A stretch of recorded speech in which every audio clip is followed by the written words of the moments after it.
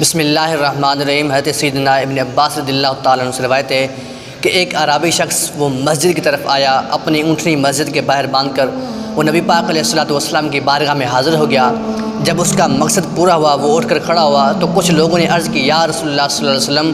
جو اس نے اونٹنی باہر باندھی ہے وہ چوری کی ہے، یعنی یہ چور ہے۔ تو وہ نبی پاک علیہ الصلوۃ والسلام نے اس اعرابی سے پوچھا کہ یہ کیا ماجرا ہے؟ تو وہ اعرابی اپنے سر کو نیچے جھکا کر وہ کچھ کلمات کہنے لگا، تو اللہ رب کائنات نے اس اونٹنی کو طاقت دی۔ وہ اونٹنی بول پڑی، یا رسول اللہ صلی اللہ علیہ وسلم، یہ چور نہیں ہے بلکہ مجھے کسی اور نے چرایا تھا، اس نے تو مجھے قیمت لے کر خریدا ہے۔ تو آقا علیہ الصلوۃ والسلام نے اس اعرابی سے پوچھا کہ تجھے اس ذات کی قسم جس نے تیری اونٹنی کو بولنے کی قوت دی، ذرا یہ تو بتا تو اپنے سر کو نیچے کر کے کیا کہہ رہا تھا؟ تو اس اعرابی شخص نے کہا کہ میں نے یہ کہا، یا اللہ تو ہی رب ہے، تو ایسا رب ہے ہم نے اپنے پاس سے نہیں گڑھا، اور تیرے علاوہ کوئی بھی عبادت کے لائق نہیں ہے، یعنی تیرے علاوہ کوئی بھی شریک نہیں ہے، اور ہم تجھ کو ہی مانگتے ہیں، یا رب کائنات مجھے اس مصیبت سے